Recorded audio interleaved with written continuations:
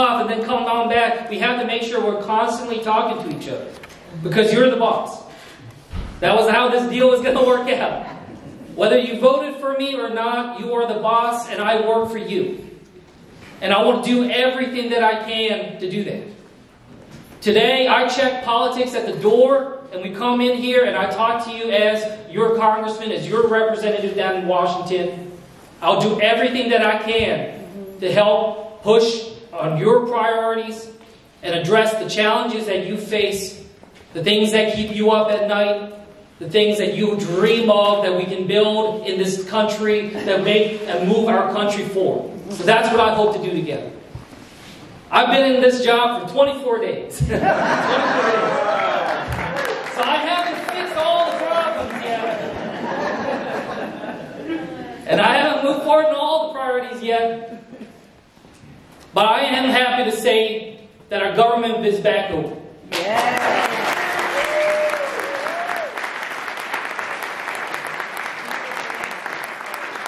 It should never have been closed.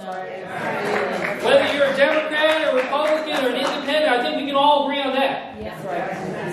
And I know that going around the room, I talked to a number of you who were federal employees, a number that were furloughed or working without pay. I just want to say I'm sorry.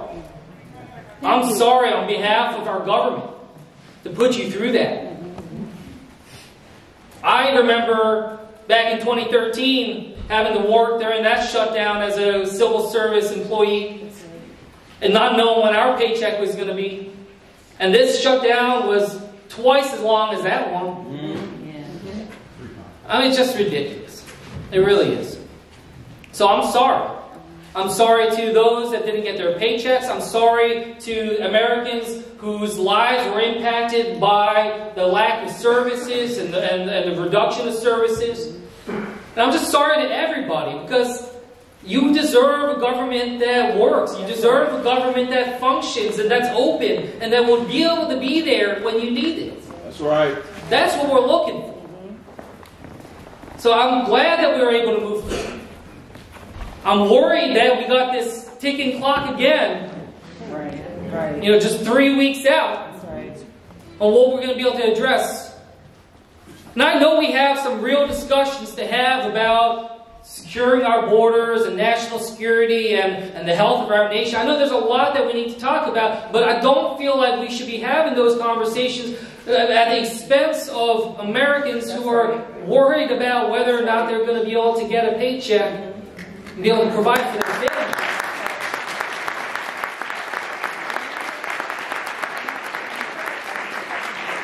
And I promise you, I will engage in those discussions.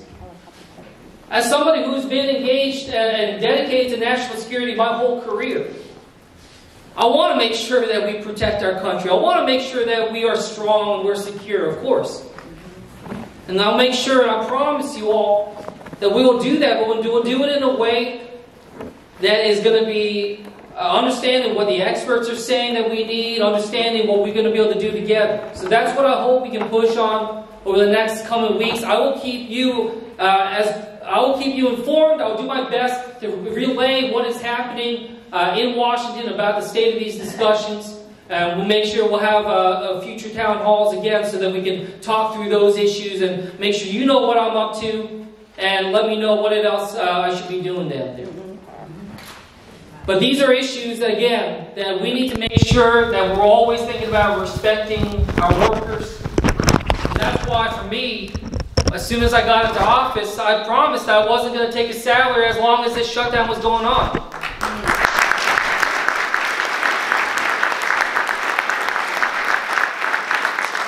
Because I firmly believe that leaders in Washington should not be asking government employees to be doing something that they themselves are not willing to do.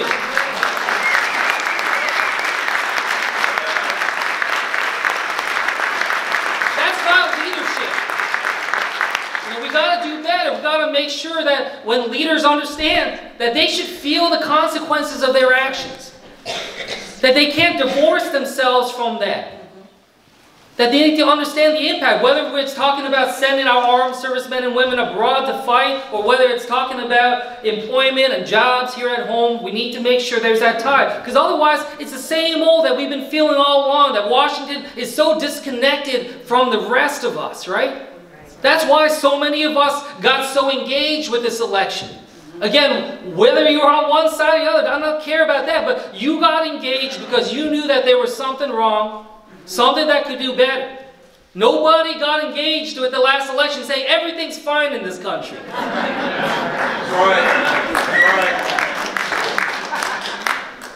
So that's what I hope we can do going forward. There's going to be, now that the shutdown is behind us, we're going to move forward as well with a positive agenda. A lot of the issues that a lot of us have talked about.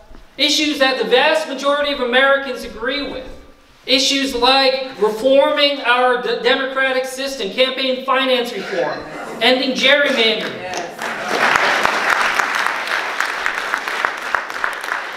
Reducing the barriers of people when they want to go and vote. Making sure that they can embrace their citizenship. So right out of the gate, there's a bill called H.R. 1, literally the very first one. There's a lot in there. This is the largest effort to reform and fix our democracy in decades. And there's a lot that we'll have to go through together. I firmly believe that this is a strong bill. It addresses a lot of the concerns. Obviously, there's other issues that we'd love to deal with. There's other ones that we still need to talk through. And again, I'll continue to keep you posted as this moves forward. But the overall goal of that was exactly what we were saying, is that our democracy, our government, should be focused on the people. That's what its job is, of, by, and for the people. And that's what we're going to try to do with this, to make sure. And that's why so many of us got up and stood up and said, we're not going to take anything for granted anymore. We're not going to assume that our government and the leaders down there are going to be fighting for us. We want to make sure we can ensure this. And when we see this system, right now, where you literally have a fraction of the wealthiest Americans and the biggest corporations funding these campaigns all across, billions of dollars into these campaigns, when we see the issues that we have, that's why I always said I will never take a dime of corporate PAC money.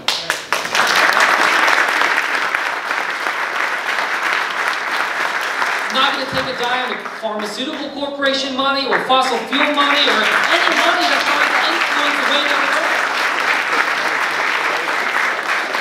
That's what's led to a lot of the problems that we face right now, and that's why this is H.R. 1, because what we understand is that this reform, the issues and problems that come with money and politics, affect every other aspect of our democracy. Every other issue that we're talking about, whether it's health care, whether it's gun safety, whether it's jobs and the economy or taxes. Everything comes down to our system and whether or not we can improve it. So that's why we're going to do it. So